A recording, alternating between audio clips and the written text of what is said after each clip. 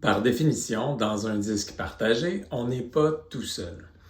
Alors, les autres personnes qui contribuent au disque partagé font des choses, ajoutent des documents, se font leur propre copie. Donc, il y a de l'action, il y a des choses qui se passent, il y a de l'activité dans le disque.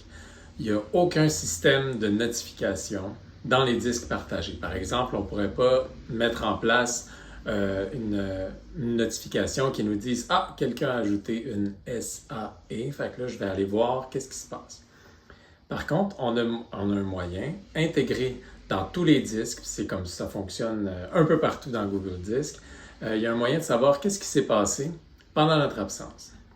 Alors, si je m'en viens sur le disque qui nous concerne, on s'en vient dans le disque. Une fois qu'il est ouvert, on a le petit i ici en haut à droite.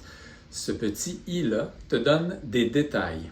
Il nous donne des détails à la base sur qui est dans le disque partagé, qui est le créateur, depuis quand, tout ça. Donc, les détails de base, c'est des choses qui concernent l'ensemble du disque partagé. Mais il y a un onglet ici à droite qui s'appelle « Activités ». Cet onglet-là nous donne des informations sur tout ce qui s'est passé dans l'historique de ce disque-là.